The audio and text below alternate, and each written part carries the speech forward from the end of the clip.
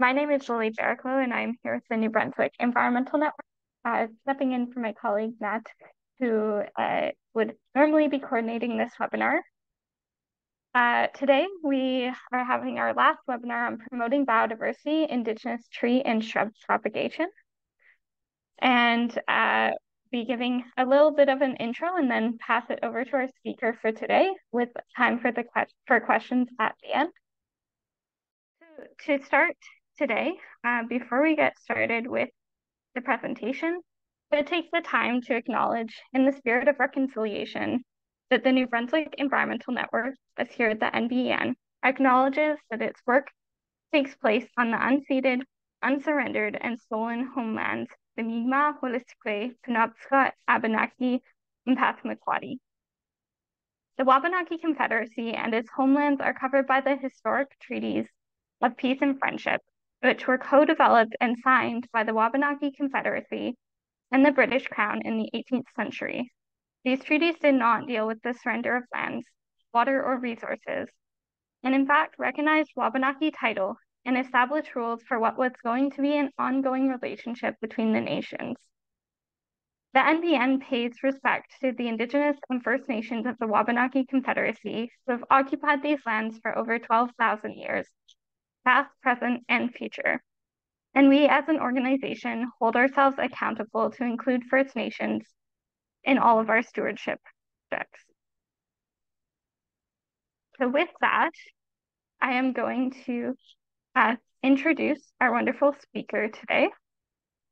So our speaker, Gary Schneider, co-founded the education and advocacy organization, the Environmental Coalition of PEI, and in 1991 started the Macphail Woods Ecological Forestry Project, dedicated to the restoration and propagation of the province's native flora.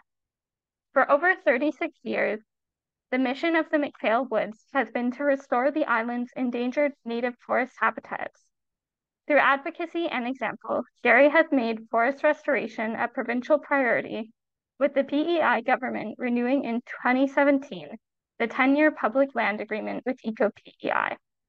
Over 800 hectares of public forest land will be restored under the agreement.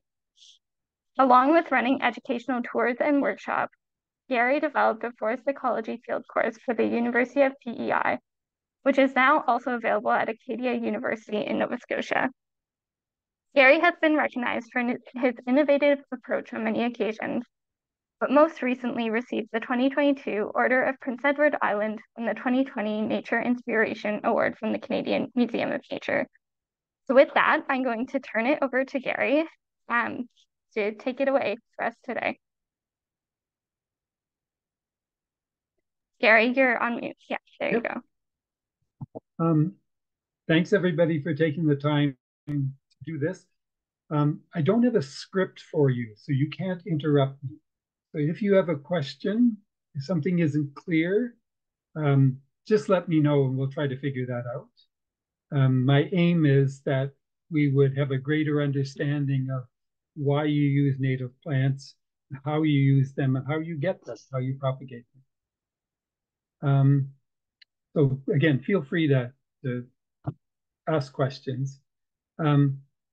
My interest in this subject particularly stems from the idea that if we don't do it, who will? So with a lot of big problems, world poverty, injustice, climate change, it doesn't mean that we shouldn't be working on them, but it's very hard to see sort of immediate results. We can sort of work hard on these things, and we should, and it'll take a long time to solve, but we don't see those quick results. With biodiversity, we can actually make a difference fairly quickly. I know that in Prince Edward Island, we're a big fish in a small pond, but we've seen the results of actually going out and propagating rare plants. And all of a sudden, instead of being rare, they become relatively common. So when we started in 91, the province was growing 6 conifers for their plantations, a couple of hardwoods, a couple of shrubs, and a few non-native trees. And that was it. And the response to questions about improving biodiversity and planting more species was always, oh, we can't do that. But once our nursery started growing lots of trees and shrubs, and then wildflowers and ferns, the watershed groups started coming to us looking for a source of material. And that process started this whole drive where our provincial nursery now is actually growing a lot of different species of trees, shrubs, a few wildflowers. But it's really because people demanded it. So we really all can have a role to play in improving biodiversity in our provinces. So I'm going to go through our slideshow. Hopefully it'll be of interest to you. If I can figure this out. Okay.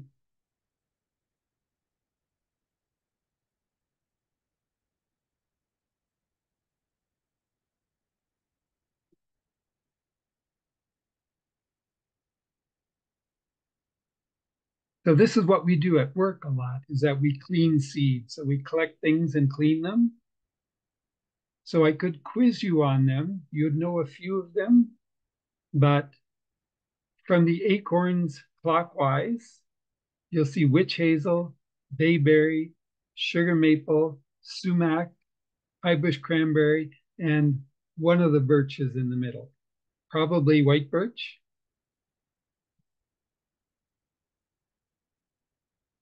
This is the Bible of people looking for information on growing native trees and shrubs from seed. Henry Koch worked at the Guelph Arboretum. Wonderful, wonderful man. He died a few years ago, but this is a great book, still available, and really has a ton of information on propagating plants. Macphail Woods has a great website. It's macphailwoods.org. O-R-G. And these are a couple of publications that we've done recently that have a lot of information on native plants.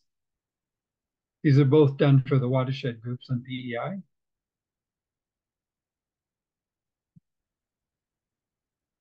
So we started with just a tiny nursery. It was 40 feet by 40 feet.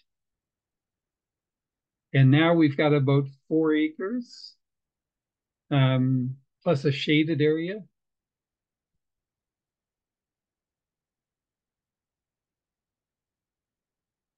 We grow all sizes of plants. I'm not saying you need to grow big sugar maple like this, but I wanted to show you the roots on this tree. So we spend a ton of time growing good roots. We worry about the plants, but it's the roots that are most important. So if you look at this sugar maple, there's a ton of roots in there. It probably weighs a couple 100 pounds. The tractor could barely lift it. And as with all plants, the better the root system that you can grow, the more success you'll have. So we'll see plants that are sometimes 12 feet high in nurseries, and they've got, a 3-gallon pot. So you know that they don't have much roots. So when you put them out, if you're not treating them as they were treated before, which means lots of nutrients added and lots of water regularly, you're not going to have the success that you hope for. We rely on manure to make our soils fertile, and we're also working a lot with cover crops, both to turn in organic matter and nutrients, but also to smother weeds so that we spend more of our time growing the plants and less of the time weeding. Last year, we got a greenhouse. It's a big one. Turns out that we could use probably 1 or 2 more. But our project has been set up so that it was a good example for watershed groups especially, that they could come in and grow a lot of plants without a huge capital investment.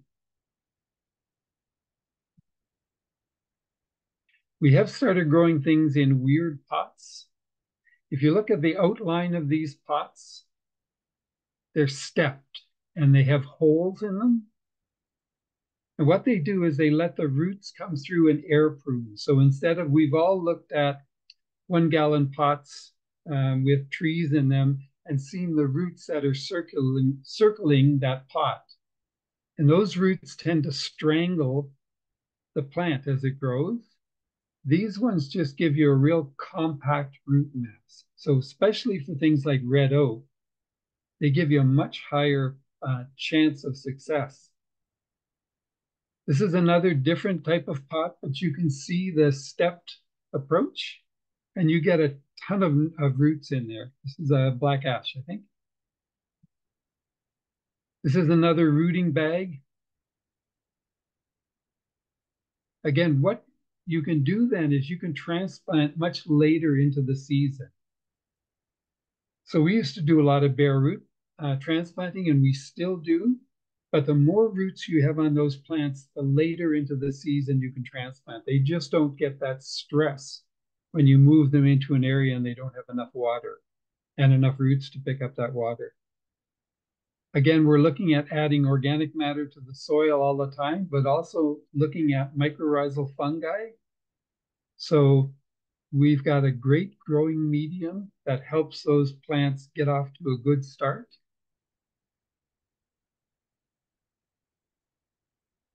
So this is what we're going to be talking about today. And I couldn't figure out how to break it down any differently, so I went with this. We're going to be looking at wet seeds or fruit, dry seeds, direct seeding of seeds, stratifying nuts and seeds, doing stem and root cuttings, corms and bulbs, ferns, and then transplants, which really isn't propagation, but it's really can be quite important.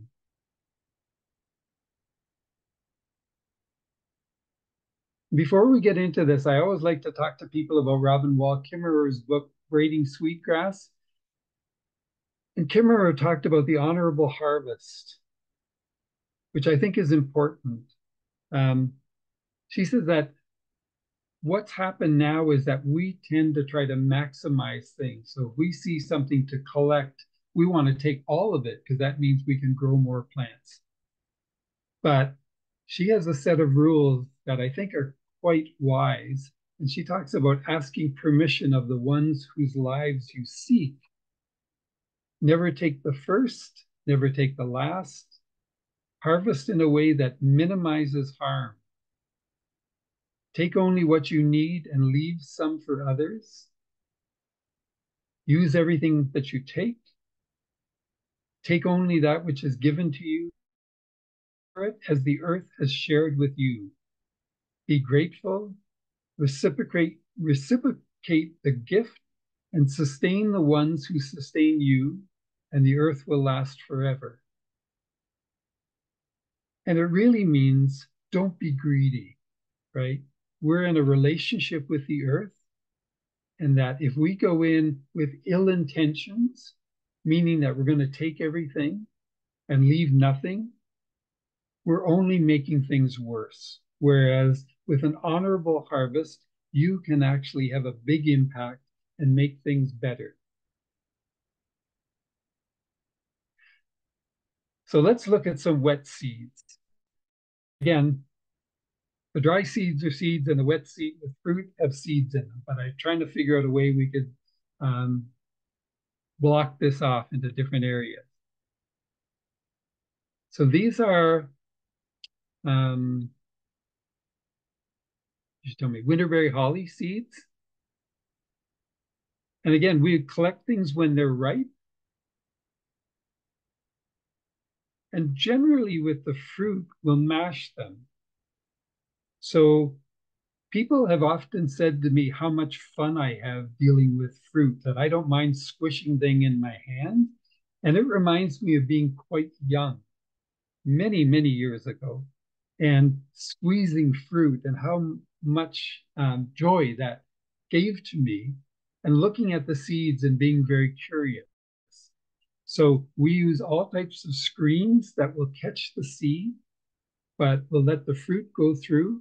So every time I go to Value Village or some kind of thrift store, I buy whatever used screens that they have. And we try to make the seeds as clean as we can. So we'll keep scraping that fruit off those seeds and washing them with more water. And we do it usually in a big bucket of water. The fruit floats to the top. You can skim it off. And then at the bottom, you're left with quite clean seeds.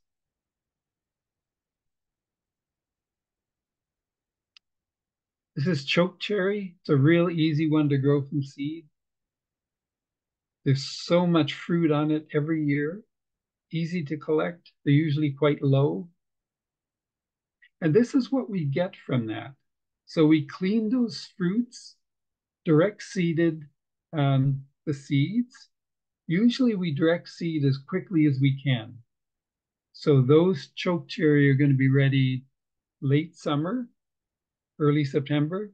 We'll collect them, clean them, and seed them right away, and they'll pop up the next spring. So in a bed like this, we may get 500 to 1,000 seedlings coming up in an area that's maybe 3 foot by 10 or 3 foot by 12. So you can really produce a ton of plants. That's a little bit older. And at this stage, we transplant them. So it's hard to put a plant this small out into the open, especially if there's grass or anything to compete with it. But we'll move this and give it a little bit more spacing. So it might come from a 2-inch spacing to a 4-inch spacing.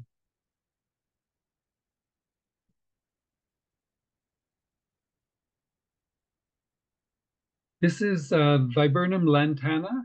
It's a hobblebush. I think it's one of the most beautiful shrubs we have, native or non-native. Great colored leaves in the fall, almost purple. And again, same thing, we'll collect them when they're ready. So these are ready towards the end of September, early October. You have to get them before the birds get them. But they're an easy one to propagate. Now, they're a little bit of a different plant. Some of the native plants take 2 years to germinate. So we will place them in the ground in the fall and mulch them really heavily with wood chips or something like that. And then not the first spring, but the second spring, they'll germinate. And as long as you know that, you can plan for it really easy. It's no extra work. It just takes a little bit extra time. And that's what the seeds look like.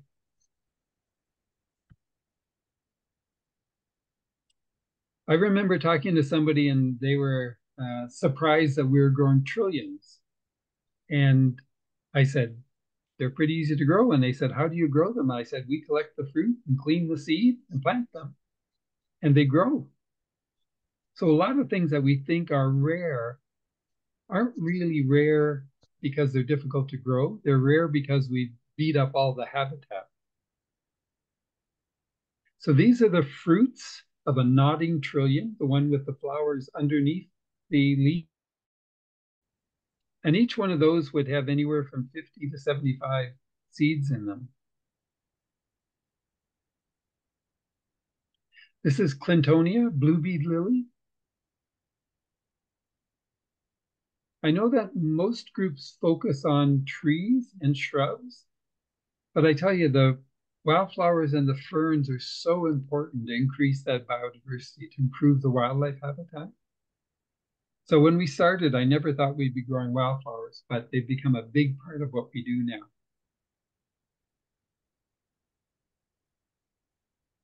So these are plants that are often mistaken for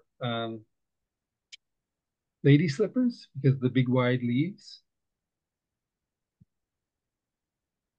So again, we collect the fruit, plant them, the new growth pops up, we leave them for a year because they're real slow growers, and then we start transplanting them. So again, a bed like this would have hundreds of plants in. This is one that we started growing a few years ago. It's a bog plant. It's called squashberry. Bake apple, they call it. We've only got a couple of places on PEI that it grows, but it's really a pretty plant. And I collected seed from up at North Cape in the northwest tip of Prince Edward Island. And I put in probably 70 or 80 seeds to see what would happen. Then I started reading about them, and I read two papers where it said, don't even bother trying to propagate them from seed because it's almost impossible. So I'm getting kind of depressed that we've done all this work and not going to get any results. And lo and behold, we probably had 80% germination and continue that. So it wasn't a one-off. So a lot of times what I try to do with people is encourage them to try things. So somebody might say, you can't do that, but in a lot of cases, you can do that, right? We just have to figure out a way to do it. But if I just read those papers first, I would have never tried growing bake apple.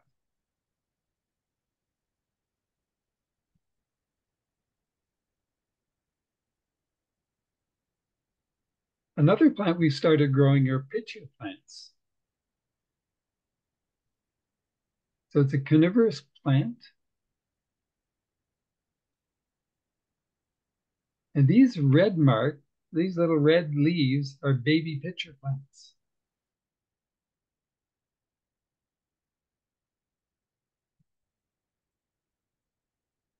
Again, there's tons more fruits, obviously, but I wanted to give you a handle or a sample of what you can do.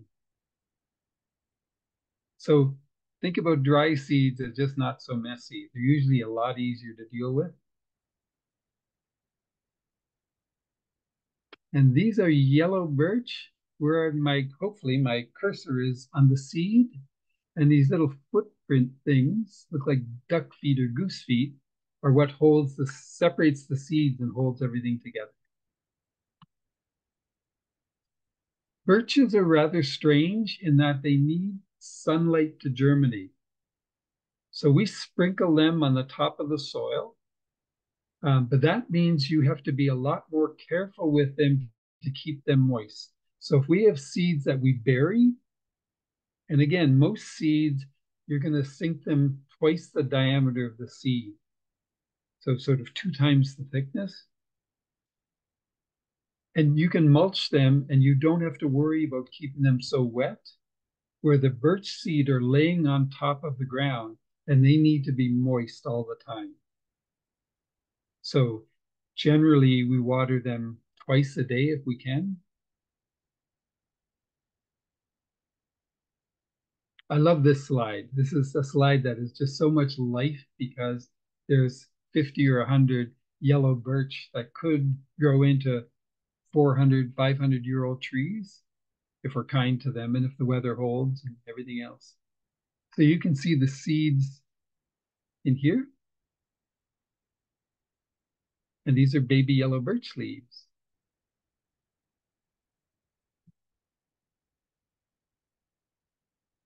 This is another plant we started growing mostly because it's rare, but then it turned out to be quite a beautiful plant. So this is bog birch. It's the smallest birch that we have. Our birches go from yellow birch to white birch to gray birch to bog birch.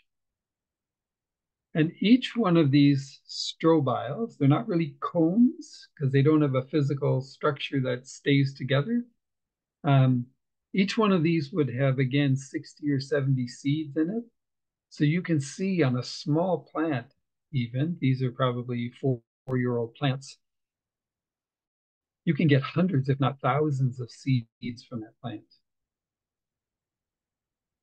Hemlock's one that we grow pretty regularly and usually wait for the squirrels to start dropping them from big trees. They're difficult unless you've got a big open grown tree that has low branches with fruit on it. They're difficult to collect because often the seeds are really high. But you'll get days when the squirrels come and they'll just be knocking down and knocking down, knocking down. There'll be hundreds of cones underneath the hemlocks. So again, we would wait for them to dry out. We put them in an area that's warm and dry, and then let the seeds just come out of those cones.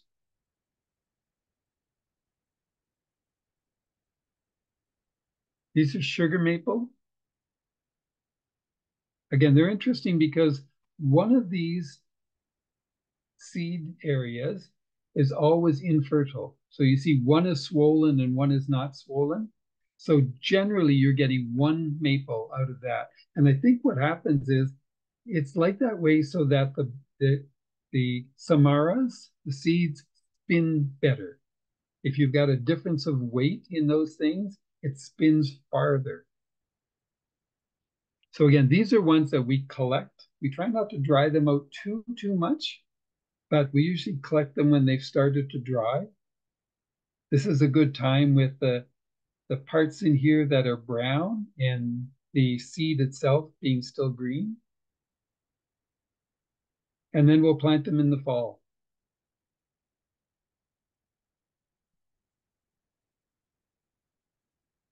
This is one of our big success stories. It's yellow violet.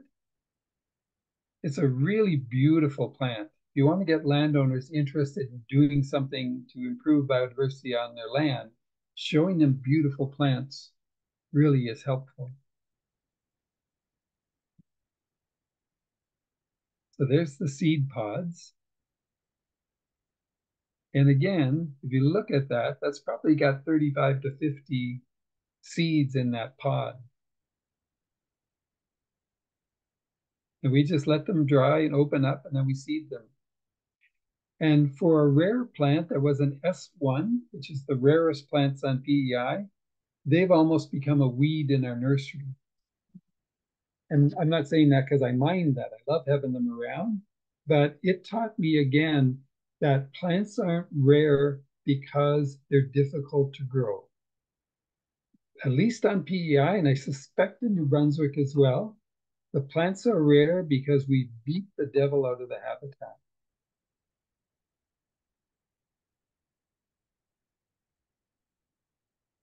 This is swamp milkweed. It's the plant that you get monarch butterflies coming to.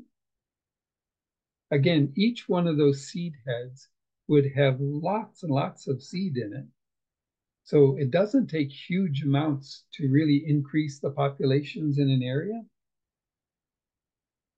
And one of my big things in the spring is people will email me and say, we bought some swamp milkweed from you and we've already got monarch butterflies. And it's really nice to, again, see those things happening so quickly.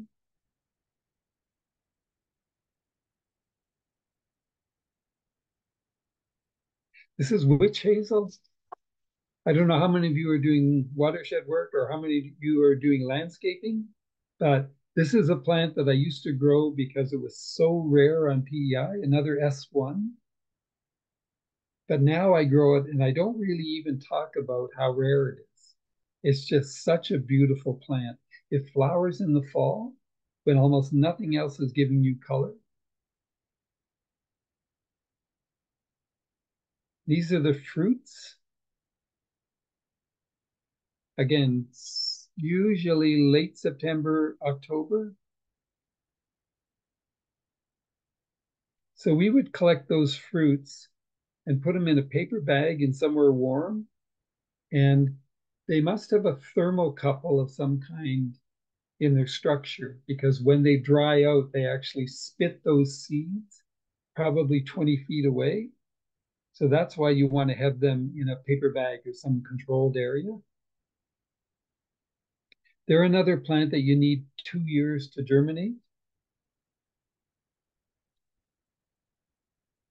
And here is another one of those plants. So this is ironwood. Again, on PEI, it's one of our rarest trees. And we had a hard time growing it because we had a hard time getting enough seed from it. But now that we have our own trees that we've grown from seed and we're collecting seed from, that's so much easier. So the other name for it is hop hornbeam. These seed clusters look like hop clusters. You ever made beer or you know what hop vines look like? That's what the seed clusters look like. And again, this is a beautiful tree to use in landscaping. but also a great one to use in restoration because so many of our properties, at least on PEI, don't have them anymore.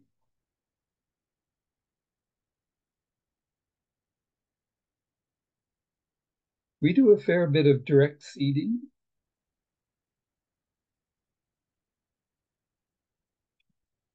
And oaks are the main ones. We just grow red oaks. That's our native oak. It's our provincial tree, but we have so few left of them. It's kind of an embarrassment. So we're trying to single-handedly work to change that. So we collect the acorns off the tree if we can, or just when they've fallen. So if we leave them on the ground for a couple of days, either the squirrels get them or the weevils really take over. So if we can, we'll direct seed them into the ground. It's an area that had trembling aspen and oldfield white spruce. And we took most of those trees down, left a dappled light to sort of a slightly shaded light, and then direct seeded red oak in there. And as you can see in the background, there's all kinds of red oak. You see the red leaves. And it's a real easy way of growing good plants. Those roots will go straight down exactly where they want to be with no root pruning, anything. So they're very structurally strong trees. I suspect they're not going to blow over in Fiona or any kind of storm like that. And because you're growing them in dappled light and slightly shady conditions, they really tend to get tall rather than fat. And this is the type of place we put them in. So an area where we've gone in and done a small patch cut. And our patch cuts are usually the height of the trees. So if they're, 50-foot high trees, then that's the diameter of the patch cut. And then start adding in some acorns and other things. So butternut's another one that works well. Beaked hazelnut, another one that you can direct seed.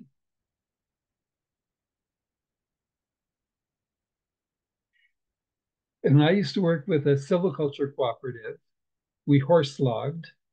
And when we would go through an area that had yellow birch in there and dragged out logs, we'd go back in a couple of years and there would be hundreds, if not thousands, of yellow birch. So the yellow birch is a plant that you can direct seed. You can collect a lot of seeds easily if you have trees that have lower branches with seed. You let the seed dry out, and then in the spring, probably is the best time to do this. We would just scatter those seeds across the forest floor. And again, if you get 1% germination, that's totally fine. It costs you hardly anything to collect those seeds. And it's very little work to prepare them and spread them throughout the woods. The other thing we do with nuts, especially, is we put them in a stratification bed. And I apologize for not having pictures of this, but we usually have a wooden box that's maybe 4 feet by 4 feet and maybe 8 inches tall. And it's got screen on the bottom so the mice can't get into it. And it's got plywood on the top so the water doesn't get into it. We put in about 50% seed and 50% topsoil, compost, sawdust works. And then we seal the top of it so the soil itself, whatever we put in, should have moisture in it, but you shouldn't be able to squeeze that water out, right? So if you take a bunch in, well, sure, you take a bunch in your hand and you squeeze, you should feel that it's moist, but you shouldn't get water coming out of your hand. And we tend to clean everything. So these we would have waited until the husks have dried off and then taken those husks off. And in the spring, this is what they'll start looking like. So then you can go out and you can plant individual plants that you know are fertile and have already sprouted, either to a nursery bed or out into the woods. Beech is another one, American beech. If you can find enough seed, which we're always having a struggle to find. But again, now you know the ones that are fertile and the ones that you will have good luck with. And you want to plant them before the roots get too long. So 1/2 inch to 1 inch, probably on the beach, 1/4 inch to 1/2 inch.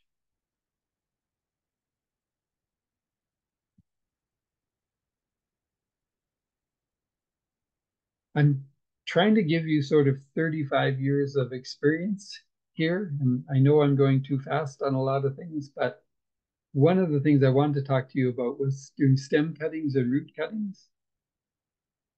So it's a great way to get lots of plants. You do, you're growing clones. So whatever plant you take it off of, that's the characteristics that you're going to see in the offspring.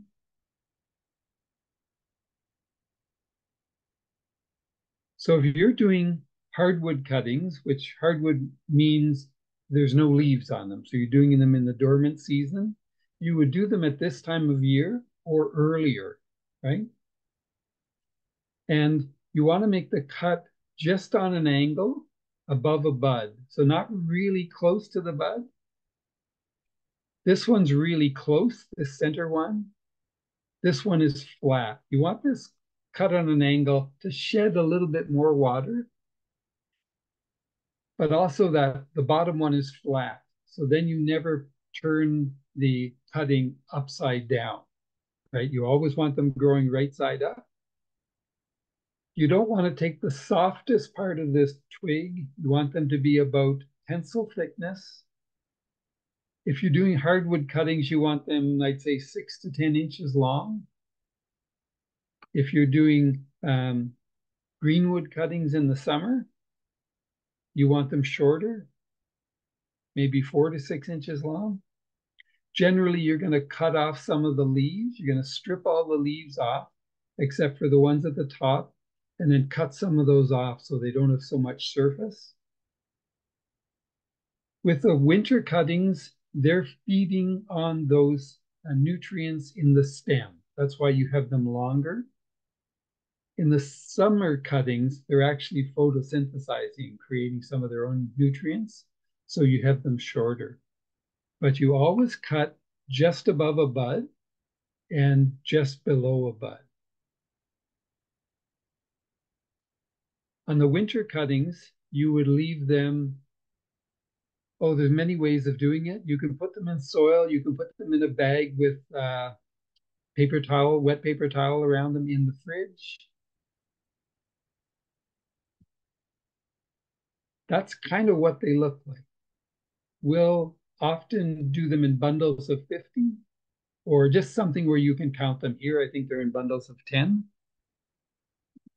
If you can keep them separate, so willow's a big family.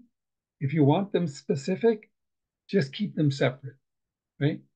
Now, the one on the left is red osier dog. So again, it's nice not to mix things up. And again, you can wait till they callus, so they'll form a heavy material on the bottom of the cutting, and then the roots will come out of that callus, and then they just get stuck in the ground or stuck in a pot. And once the roots start coming out, that'll feed the plant. And we get great results from this. I would say 90% success rate, if not higher. So it's really worth the time that you put into it. If you're doing summer cuttings, you're going to have to put them in a greenhouse or some kind of cold frame where they're going to get protected because they can't be out in the sun. But again, we get really good results from doing cuttings. There's lots of information on our website about how exactly to do them and for different species. But I would recommend that you look into that because it's a great way to get tons of plants quickly. So this is what it would look like. This is a common elder. So in the fall, we'll just go through our elderberries and cut off 6-inch, 8-inch pieces and just jam them into the ground. With the elderberries, you don't need rooting hormone. With most other species, you do. But the elderberries, they just get stuck in the ground. And in the spring, they start making these roots, and then these buds on this side will start popping up.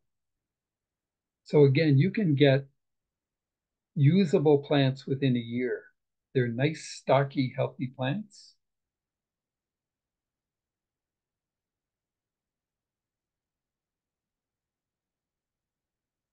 Lots of other plants you can use to do cuttings. This is juniper, creeping juniper.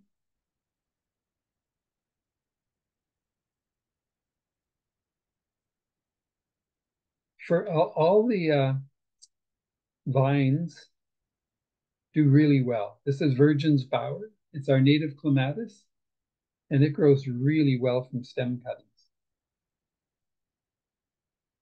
We also do root cuttings. It's a little bit more work, but for some species, it's great. So this is a common elder that we just took a piece of the root. When we were transplanting a plant, it had lots of extra roots on them. Some have broken.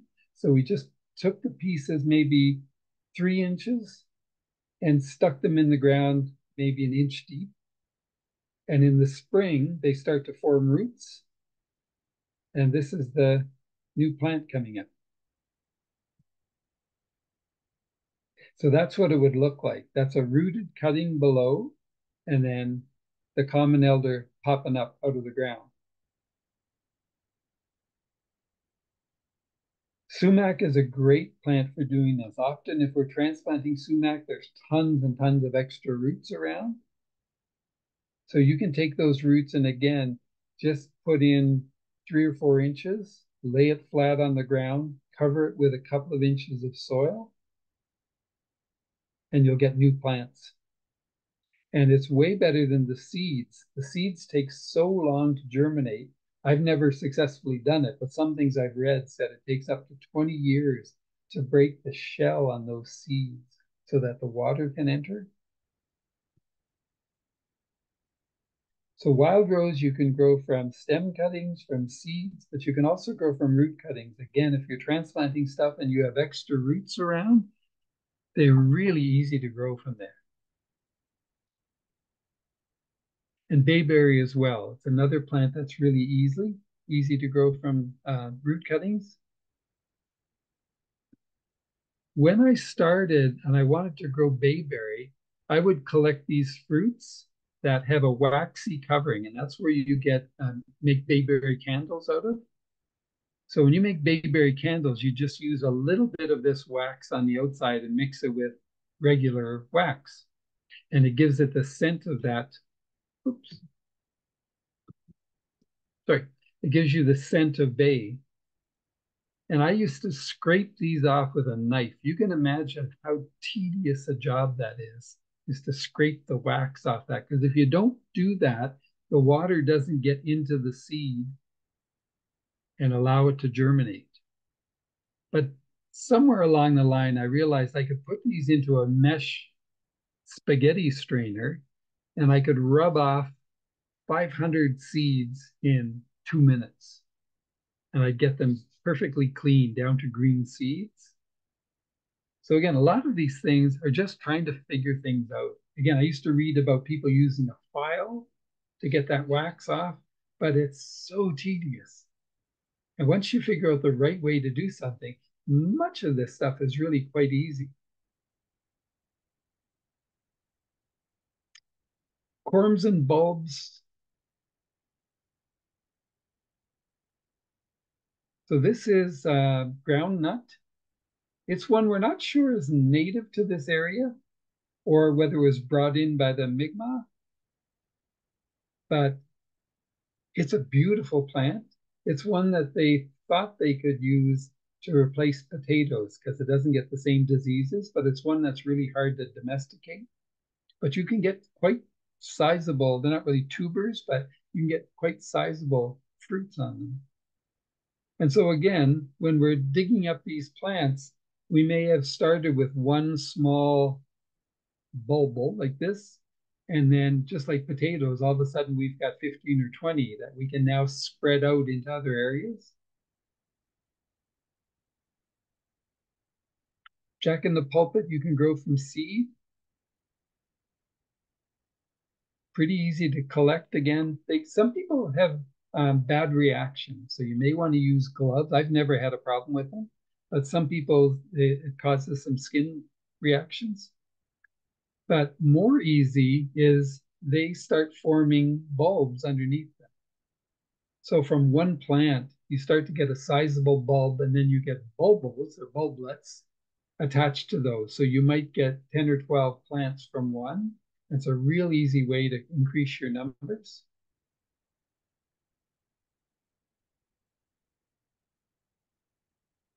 This is Dutchman's breeches.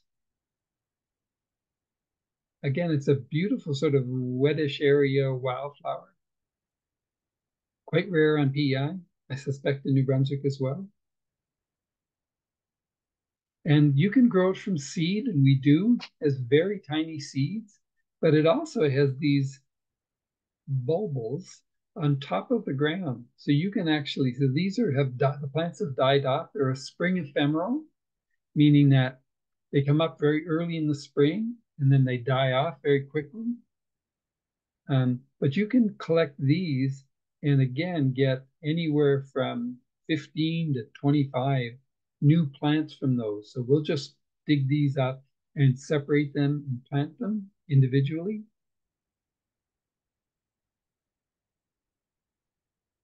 This is another plant that works in that way is the trout lily.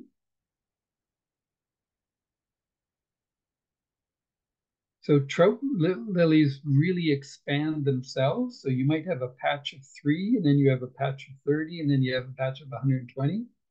So you can easily transplant these little bulbs to make a bunch of new plants and to give them space.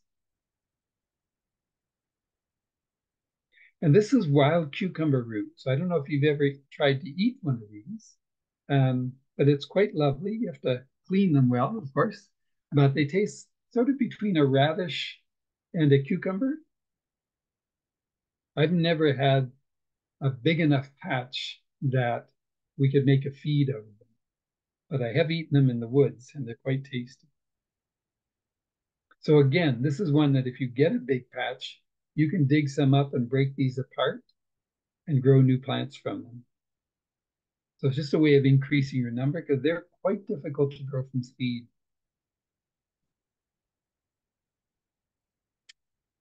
Most people are afraid to grow ferns, and I think they're smart to be afraid.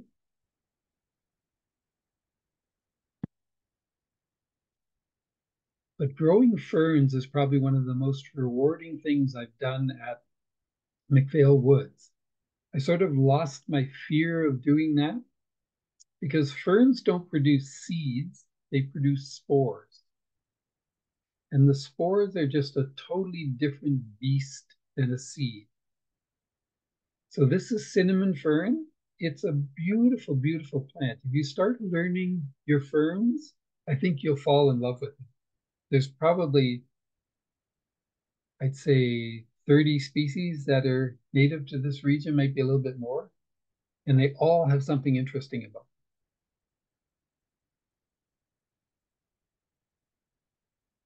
So some of them have spore fronds, separate fronds that have just full of spores. Some of them have spores on the back of their leaflets. This is bronze holly fern. It's probably 4 feet high and is just a beautiful, big, rugged fern. It's like a specimen plant that you can use. Again, one of the rarest plants on PEI. This is male fern. I'm not sure why it's called male fern, but it's another one we've only found on 2 properties in the whole of the province. This is royal fern. It's in the same family as the cinnamon fern. Again, another S1.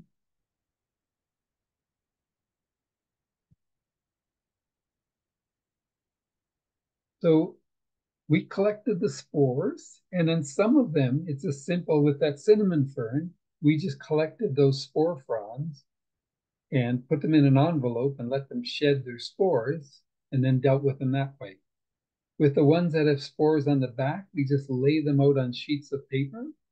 And if you collect them at the right time, which is when they've just started to turn brown, they'll drop their spores almost immediately. So overnight, you'll get these beautiful spore prints.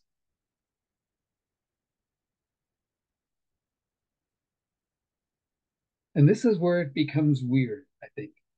So the spores don't germinate into plants.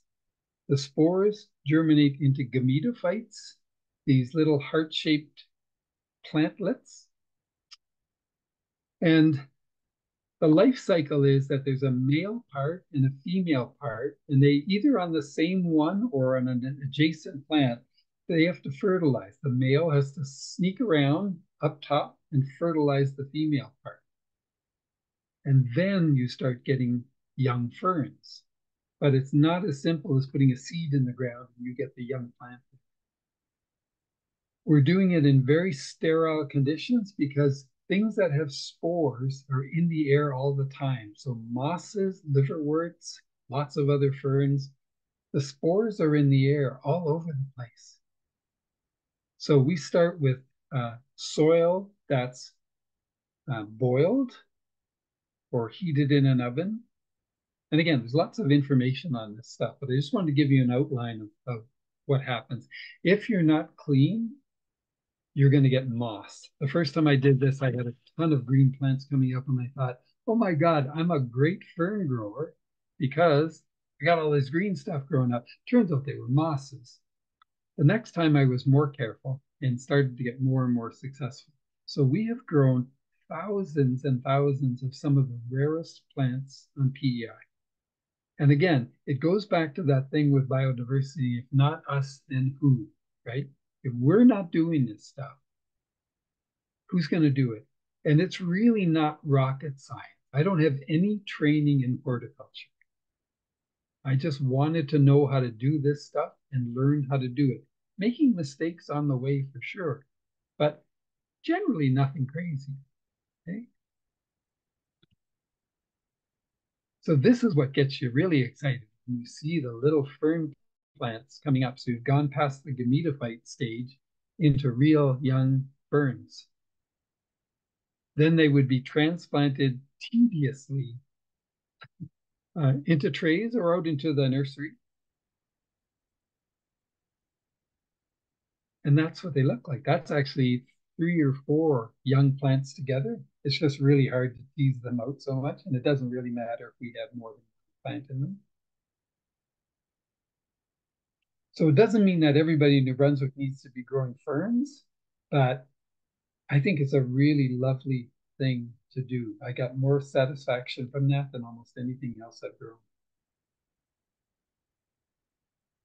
And to go through and you see, beds with 500 ferns that there wouldn't be more than 50 on the whole island, right? That's the difference that we've made here.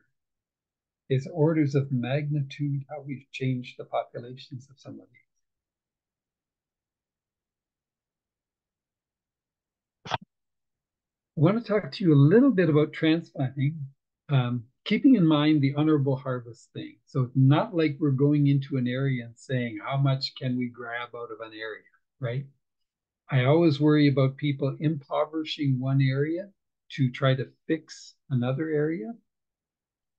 But in our mixed woods, we have places where there are thousands, if not tens of thousands, of seedlings growing where there's room for a handful. So if you look at this, maybe 2-foot square, I've got about 25 trees growing in there. There may or may not be room for one. So as long as I don't have to take a shovel in there and dig out those plants and worry that I'm going to be impacting the roots of the neighboring trees, these ones are at a size I can just stick my hand in there, do it on a moist day, Stick your hand in there and pull these out and grow them in a nursery for a year or two, and you get remarkable results.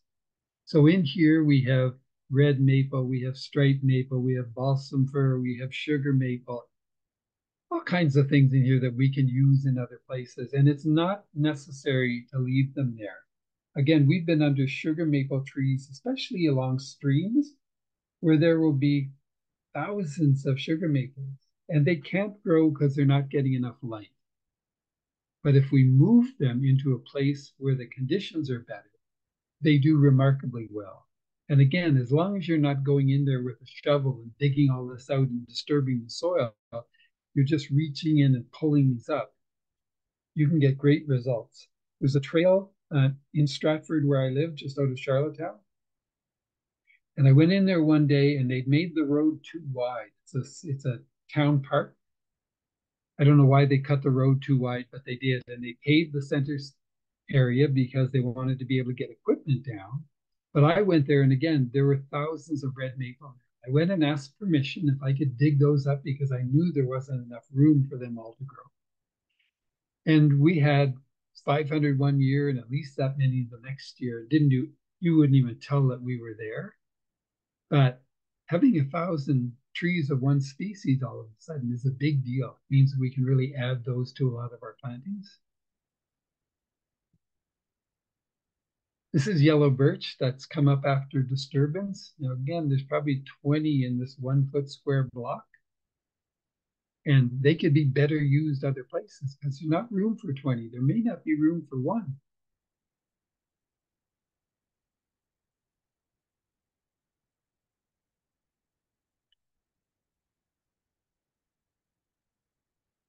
This is bush honeysuckle. This block here, we would have had, I think I transplanted 5 plants from a forestry road. And we've taken hundreds of plants out of this patch, and there are hundreds more growing. They grow up from root suckers, so you can really transplant lots of plants from an area, and really easy. Canada anemone is a beautiful, beautiful wildflower that's really rare in Prince Edward Island. We grow it from seed, but we also grow it from plants that have started to expand in our arboretum and in our nursery. So like a lot of things, you start with 3 plants, and then the next year there's 12, and the next year there's 40, and the next year there's 240. So there's no problem with taking some of those. This is ostrich fern. It's one of the ferns that we don't grow from spores, although it would be quite easy to do that.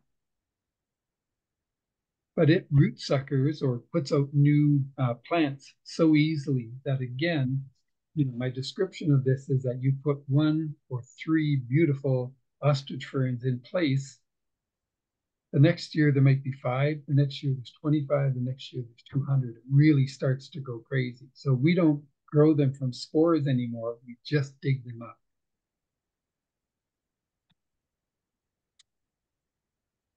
There's so much more to talk to you about. We've got lots of information on our website, but I figured if we went half the time with me yakking at you and half the time with answering questions, that might be a lot more useful for you.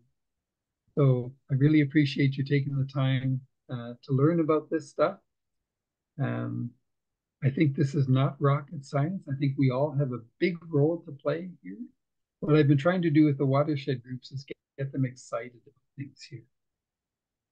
So it's, and there's someone on from Parks Canada. We've done the same thing with parks. It's just to talk to them about, at first it seems like an impossible task, but we can't do that. But after a while, you can do that. And I always figure that I'm a really good role model for this stuff because, again, I could garden, but I have no training in horticulture.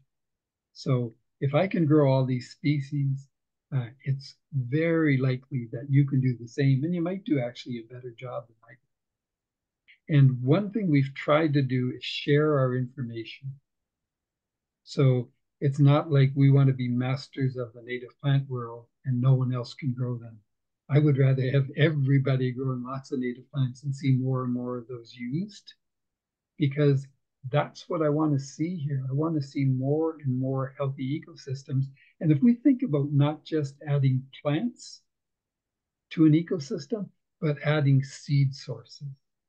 So that's our big message, I guess, is we want to make sure there are seed sources in place so that when nature has to heal itself after something like Fiona, that the seeds are in place and we don't have to go and start putting in conifer plantations.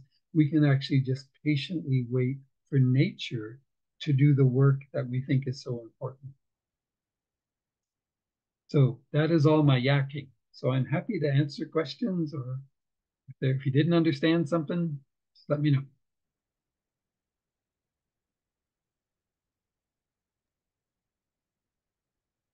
Thank you so much, Gary, for this wonderful presentation. We can take questions either in the chat, and I know some folks have added questions throughout, and Gary nicely responded during the presentation, or you can raise your virtual hand and unmute to ask the question. Vous pouvez poser des questions en français ou en anglais dans You la can ask langue. your questions in English or in French, in the language of your choice. We have one question in the chat already for you. Would you recommend growing seeds in a deer-proof area? Are there species that are particularly good at withstanding deer? Okay, so we're talking about not much water? Or did I miss something? I should see that chat. Yeah, it's the most recent question. I'm not sure if there's anything really specific Oh, and to the water. It's deer-proof, asking about deer. sorry. Yes, I think a deer-proof area is a great idea. I don't know how you find that. We don't have deer, so it's not a problem I deal with. We deal with snowshoe hare and stuff, but not deer. You would want to fence that really well, because the worst thing you could probably do is spend a lot of time collecting seed and then planting that and growing them and have deer come in and chomp. So I would think some kind of enclosure or some kind of protection would be really important.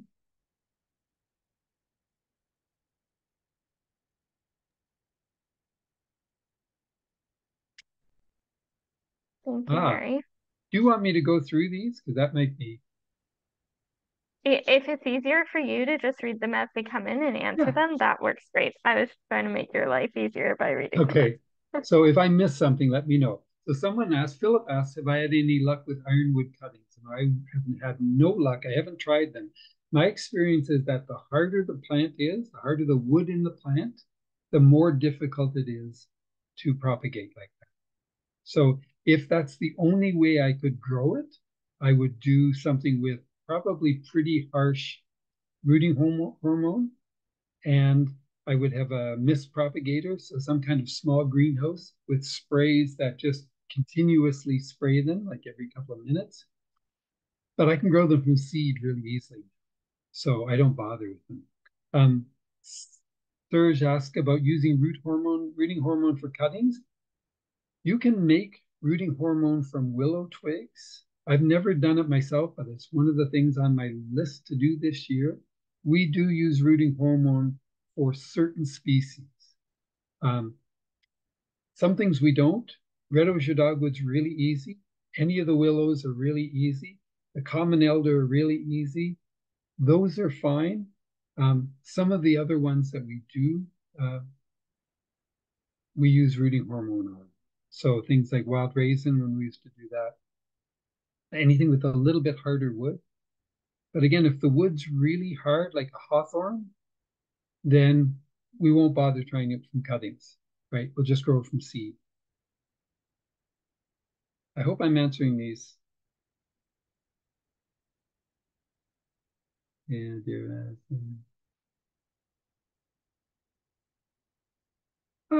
good question. When picking tree seedlings in the forest, what do you place them in until you get home?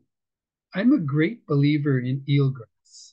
So we use eelgrass, not seaweeds, but eelgrass to wrap our trees, wrap the roots of our trees. Really holds lots of moisture. So when I'm going into transplant, I will actually take a bucket with really wet, like soaking wet eelgrass. And I'll just keep moving the eelgrass away from the side of the bucket and tucking in plants and moving the eelgrass, tucking in so that the roots are constantly covered with eelgrass. And that, I think, works really well. I haven't found anything better than that. Okay, somebody asked about ironwood again. No, haven't done leaves or buds. I think, again, seeds are really the way to go for ironwood. You can do so many. It's incredible. Best way to protect tree trunks from rabbit damage? It depends where you plant. I tell you that I see more damage from whippersnippers than from snowshoe hare. Snowshoe hare seem to go, if you plant in an area where the foxes and the hawks and the owls can't get at them, like if it's a tight area, you get a lot of damage. If it's out in the open, we don't really see so much damage. But we've used, what's it called? Hardware cloth, it's called. It's 1/4-inch square mesh and it's 3 feet high. And so we'll make a circle about 8 inches in diameter and zip tie it top and bottom, and then just put tent pegs in or pieces of wire that's bent into a U and stick those in, maybe 2 or 3 of them on the bottom. And so we don't use stakes really. We just use, there's an integrity in that hardware cloth. And that seems to work really well. If you use things that are really small, and you don't get back to check on them, that's a real problem. I've seen more trees sort of crunched up into these areas of protection. So you're trying to do something good, but you're not really. And often with those spiral ones, the mice especially just seem to go up that spiral and cause you lots of trouble. So some of the things we don't bother with, but if I'm planting out sugar maple or ironwood or something that's taken me a lot to grow, that's what we'll do. We'll put those cages around. Some things like red oak, I don't worry too much about because red oak can get eaten off and then it comes back up and it might get eaten up again. And it comes back up and eventually it gets above the browse line.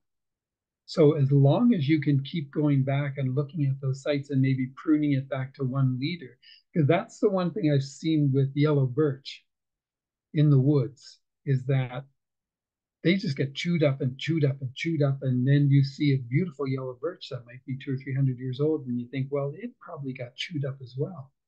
But what happens is it gets chewed up and then all of a sudden it's thrown because it's getting a bigger and bigger and bigger root system. 1 year it just throws up this great sprout. I know in the nursery, 1 year our oaks grew 5 and 6 feet.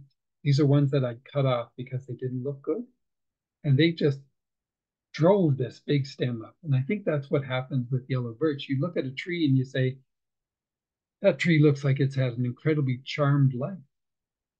But really, we don't know what happened. There could have been lots of damage, right? And probably were snowshoe hare and mice going at it. But somehow it survived that. And we've got a beautiful tree that looks like it's just been in perfect condition all the time. The greenhouse allows us to propagate things that we need to look after more. So I was talking to you about the birches that need moisture because they're sitting on top of the soil. If I have to go to the back of my to my shaded area in the nursery, which I do, but not often enough.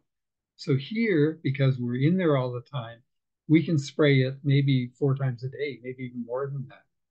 And that means that the seeds themselves don't ever dry out. Where if I'm going out there, I got a phone call or I've got something to write or whatever it is, and I may not get back there often enough. So it really lets us control things more. I love having things growing outside, but I think some things seem to need more attention, and they need more attention until we figure out how to grow them, and then they're fine. Then we can grow them outside. But it does give you that micromanaging where you can actually look at those seeds. And because it's in a small area, there might be 500 birch seed in a very tiny area, right? So you're looking after a lot of plants carefully that you might not have taken the time to look after so carefully. So Lily, you tell me if I'm doing something wrong, but I'm just going down this list. You're doing great. You're Okay. answering all of them. So we have lots of time as well. So there's no pressure on that end. So for the teacher who's moved to New Brunswick, one thing we've done is we've worked with a lot of schools on Prince Edward Island doing school plantings, so schoolyard naturalization. Those things, man, somebody came up to us one day and said, I heard about those Macphail Wood plantings, but I'd never seen one before. And now I know why people are impressed. The kids found it the best thing they've done all year in their school, which I think is pretty amazing. And in a couple of schools, them to get nursery beds in place. They're hard to maintain sometimes because unless you really have a dedicated teacher or someone in the community who's going to stick with it, teachers move on. And anyway, so sometimes they don't get looked after. But I found it incredible that they use these nursery beds in all aspects of their curriculum. So they were looking at, well, how much volume is in a bed that's 3 feet wide by 20 feet long by 8 inches tall? And if we made that half that size or 2/3 of that size, how much is there? Can we look at doing signage, right? So that's part of our art curriculum. Can we look at something like bird migration and say, what eats these plants in our habitat? And where do those birds live in the wintertime, right? So there's birds that are migrating here from the north in the winter. There's birds that are migrating here from the south in the spring. And so you can teach migration, you can teach geography, you can teach all kinds of stuff. And we know so little about plants, right? We know that we can go to nurseries and buy plants, but we don't really know much about growing them. And I think for kids, that's an amazing thing. I know not just for kids. I know my eyes bug out when I go and collect witch hazel and I plant them in a bed and I'm waiting a year and a half. And then all of a sudden I pull the mulch back and there's baby plants there. And again, not just those baby plants, but those plants that are now going to be seed sources for the future, right? So this incredibly rare plant that we may have grown 2,000, 3,000 of those plants. But the big thing is that those plants are growing thousands and thousands more plants, right? So if you're looking for resources, we've got lots of stuff on our website. There's something called the Green Teacher out of Ontario that's still going, I think, and they've got lots of information on this. And if you have specific questions, just email me. I'm at macphailwoods at gmail.com, and I'm totally happy to answer questions if I can. Red pine propagation, we just collect the seeds and dry them, right? And try to get them in. You can hold them over the winter in a dry, warm place. They have to be dry. And then just plant them, right? We get good germination. Again, you can't plant them and not water them. But if you plant those seeds and then in the spring, pull the mulch away and then water them fairly regularly, not as much as the birch because they're underground. Hope that helps. Species to use as cover crops. We use buckwheat a lot. I'm a monster buckwheat fan. It's really a good plant. It smothers things like crazy. We've also used all kinds of different types of clover and alfalfa as two plants that really turn in a lot of organic matter and nutrients. So those are the three. We probably use 4 different clovers, alfalfa and buckwheat. And I think that's generally what we mostly use.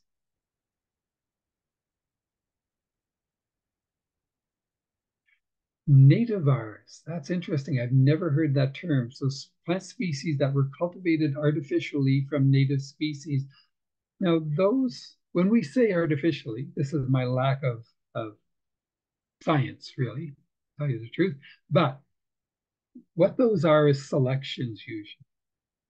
So they're not genetically manipulated for the most part. They're just selections. So we found a common elder that has bigger berries, and we started maybe growing those besides other ones that had heavier crops, and then all of a sudden started getting better young like that. So I think that's the cultivars. I don't really have a problem with that as long as when we select for something, So we would look at a tree and say, holy smokes, that's a big, beautiful tree.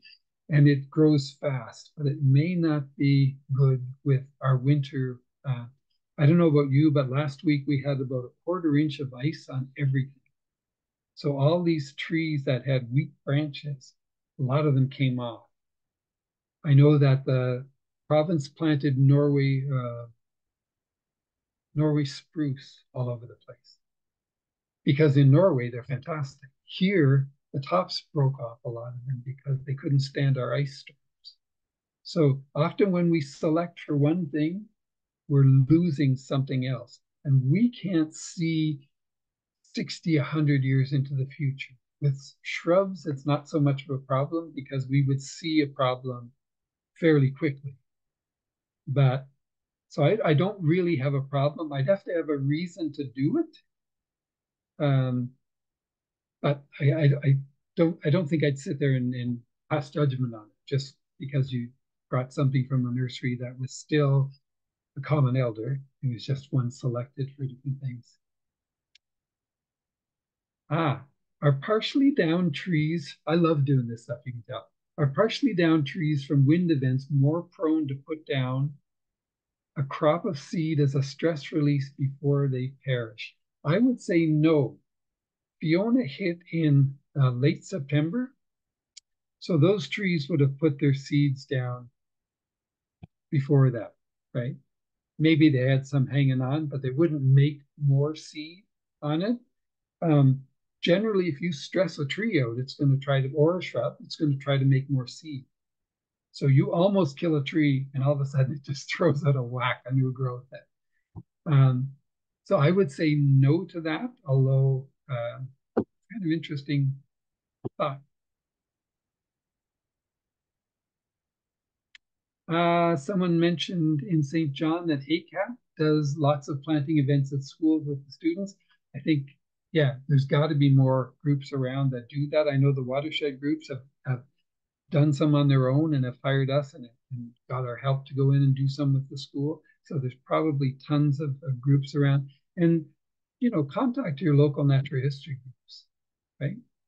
There's people around who probably would love to have someone say, you know, you're retired and maybe you could help a bunch of kids or a bunch of adults learn about stuff, right?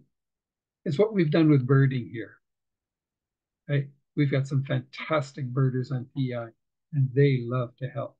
So if we're doing schools, if we're doing birds and breakfast at Macphail, whatever, they actually like to have the opportunity to help. I always think like I'm bugging people too much for help. And people have said, Jesus, I've been waiting for you to call me about this. So it's really nice to fit into that. Yeah. Okay. So there's some things about Forget-Me-Not Wildflower and Tree Farm in Elgin, New Brunswick. That sounds like a neat place. Okay. So I think I've gone through all those questions. If there's anything else anybody has a question about, I'm happy to.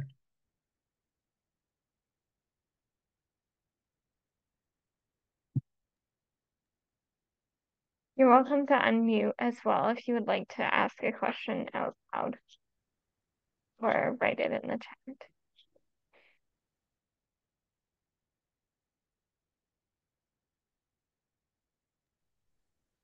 Hi, Gary. This is Oui, Gary, c'est China. Jeanne Leblanc de Saint-Lawrence au Nouveau-Brunswick.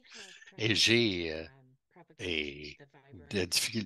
voulu faire la propagation du viburnum et j'ai dû attendre 2 ans. Mais plutôt que d'attendre 2 ans, je les ai plantés dans des petits pots. Je les ai mis au frigo pendant 6 à 8 semaines. Je les ai sortis pendant 6 à 8 semaines. Donc, c'est comme s'ils avaient passé 2 hivers. Et immédiatement, ils ont germé et commencé. Oui, c'est intéressant parce qu'il y a beaucoup de choses comme ça. J'ai jamais eu ce problème. Mais ils ont germé dès l'automne et attendre l'été suivant. Donc, c'était pas au printemps, mais quand j'ai commencé, je me suis dit, je vais travailler, mais commencer à germer immédiatement. Donc, j'ai pas vraiment, j'aime pas vraiment faire des choses au frigo parce que all the time, right? So I know you have to do it for a certain temperature and a certain time length and then pull them out to a certaines certain durées, les sortir à un moment donné. for me just to plant them, put them heavy mulch on them and leave them because I'm never in that much of a hurry. So we're probably in a little bit different shape in that we have a nursery full of plants. Yeah. So it's not like I need, 500 Irish cranberry in the spring, right? I need them 2 or 3 years down the road for that. So I don't mind waiting. And that seems to me, I can spend that time. On peut passer ce temps à autre chose. You sound way more organized than I am. Good on you, right? And I just found that for me, just burying them and not thinking about them is the simplest way that I can feel. But again, if you're starting out and you need them more quickly, that would work. Two other things. So I have a big white pine on my property. I just bring the pine cones in when they're still closed, let them open on a sunny window and beat the seeds out of them. I have them germinated in a sunny window right now. And the other one was the witch hazel, which I bought 4 or 5 from I don't know if you know Cornhill Nurseries. Yeah, of course. So I bought 4 or 5 witch hazel from them, and I either will put a paper bag over the seed pod just right on the plant to let them pop open and collect the seed, or when I'm gardening in the spring, I find all kinds of little seedlings Okay. in my lawn and in my flower beds. So then I just, like you said, I just transplant them to someplace I want them to grow.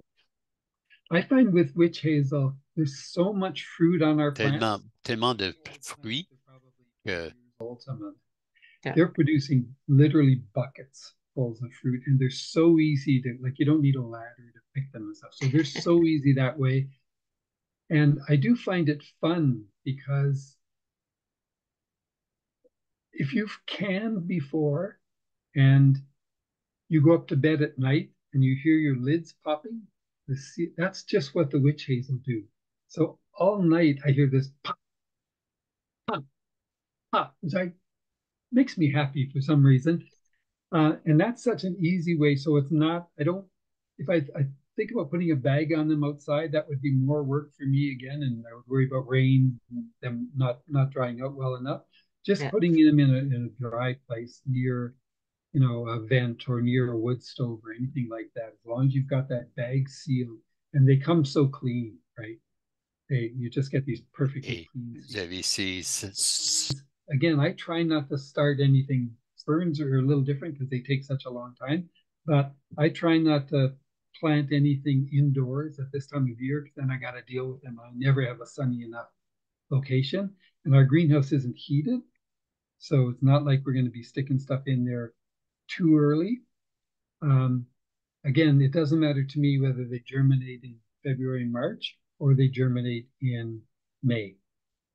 So there's not really an advantage. But again, collecting those seeds, putting them in a bag, because I find that the pines are the messiest. Oh my God, I got more, ruined gloves and pants from collecting white pine that have all that sap come onto it.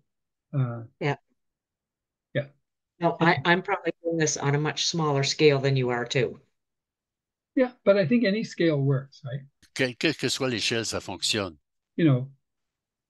Thousands of things. It'd be great if we have them, but sometimes I think we think, well, we can't do enough of it, so we won't do anything at all. Where it's what I talk to landowners about. If you can go to your land and put, you've got 50 acres, 100 acres, you can put 10 red oak in. You might think that's not lots, but if you think about it, if you spread them out, and they're going to be in probably 15 years producing seed that's going to spread all throughout those woods, that 10 red oak that you planted is incredibly important, right? But we think, well, it's not I don't have much time to do stuff. Even if you put one in, I think that's incredibly important. C'est suffisant. Philip asked about butternut. The jury is still out on butternut. Again, we're not sure if it was brought here as a food source. There are good records of white walnut being shipped off PEI. And the only thing they would call white walnut here would be butternut. And if you go around the Dunk River, there are some big, fairly old butternut growing in that area.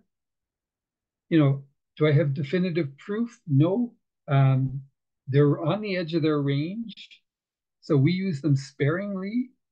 But I tell you, a friend of mine had an old clear cut that was coming, 20-year-old clear cut that was coming up in pin cherry, and he did strip cuts, maybe 20 feet wide, 15 feet wide in that pin cherry section, and planted butternuts.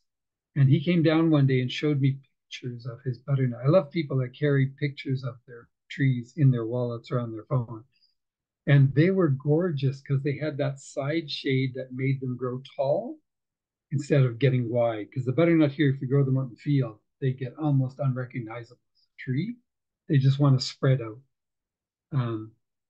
So we use them, but we'll use them maybe one in the center of a patch cut and one in the center of another patch cut. So we don't use a lot of them because we have lots of other trees that I think are useful and equally valuable.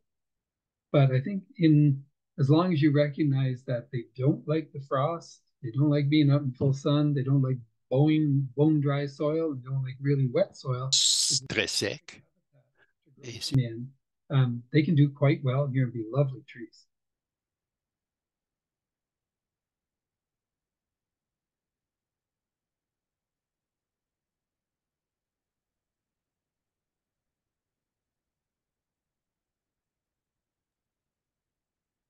Well, if there are no more questions, we can finish up a little bit early. Thank you so much, Gary, for your wonderful presentation today and all your thoughtful answers to questions. I know that our team all got a lot out of this, and seems like everyone who attended was also really engaged and enjoyed the webinar. So we just want to thank you again.